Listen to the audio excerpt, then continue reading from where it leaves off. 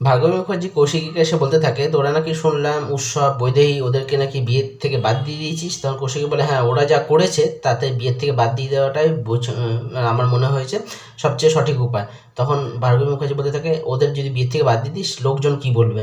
তখন কৌশিক বলতে থাকে, ও কি করেছে ওরা জানো না, সঞ্জিত ব্যানার্জির সঙ্গে ওরা মিলে জগদ্ধাত্রীকে মারতে চেয়েছিল, আমাদের সিক্স সেন্স ভালো ছিল বলে কিন্তু আজ আমরা এই অনেক বড় দুর্ঘটনার হাত থেকে বেঁচে গেছি। তখন তাও ভার্গবী মুখার্জি বলতে থাকে, ওদের বিয়েতে নিমন্ত্রণ করে দে।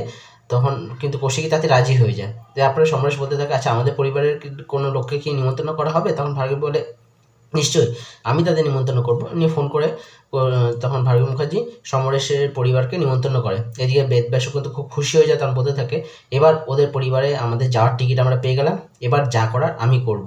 এদিকে কিন্তু রাজনাথ মুখার্জি দেখা যায় মানে বিয়ে নিয়ে খুব ব্যস্ত। সেই সময় কিন্তু বৈদেহী আসে এবং বৈদেহী এসে বলতে থাকে, এই বিয়ে কিন্তু হবে না, কারণ পুরো মুখার্জি পরিবার কিন্তু ফেঁসে গেছে। আর সঞ্জিত ব্যানার্জি নিজেই বলেছে ওর যে সিনেমাটা হতে চলেছিল সেই সিনেমাতে চিত্রনাট্য লেখাতে সাহায্য করেছে কিন্তু সমরেশ, এবং পুরো ব্যাপারটা কিন্তু কৌশিকী এবং জগদ্ধাত্রীর সমস্ত কিছু কিন্তু জানতো, এবং জগদ্ধাত্রী নিজের স্বার্থ চরিতার্থ করার জন্য ব্যাপারটা করেছে। তখন কিন্তু রাজনাথ বলতে থাকে, এসব কী বলছো। তখন বৈদেহী মিস্টার মৈত্রের ফোন লাগিয়ে দেয় এবং ফোনে তখন মিস্টার মৈত্র বলতে থাকে যে এই যে পুরো ব্যাপারটা হয়েছে সেই ব্যাপারটাতে বলা হচ্ছে মুখার্জি পরিবার এই পুরো যে ফিল্মটা হতে চলেছে সেই ফিল্মটার সঙ্গে জড়িত ছিল, 50 লক্ষ টাকা তারাই দিয়েছে, এবং জগদ্ধাত্রী নিজের বদলা নেওয়ার জন্য সঞ্জিত ব্যানার্জিকে কিন্তু ফাঁসিয়ে দিয়েছে। হয় আপনারা এই কেসটা উইথড্র করে নিন, আর তা না হলে কিন্তু আপনারা নিজেরাই ফেঁসে যাবেন, কারণ শুনলাম না আপনাদের পরিবারে নাকি একটা বিয়ে হতে চলেছে।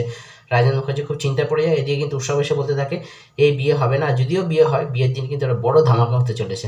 খুব চিন্তায় পড়ে যায় কিন্তু রাজেন্দ্র মুখার্জি। এদিকে কিন্তু দেখা যায় জগদ্ধাত্রী আবারও পৌঁছে যায় সঞ্জিত মানজির কাছে এবং সঞ্জিত মানজিকে ধমকি দেয়, আপনি যদি আপনার স্টেটমেন্ট উইথড্র না করেন তাহলে কিন্তু আপনাকে আমি গুলি করে মেরে ফেলবো। তখন সঞ্জিত মানজি বলতে থাকে, তুমি এখন পুরনো হয়ে গেছো, তোমার কোনো শক্তি নেই।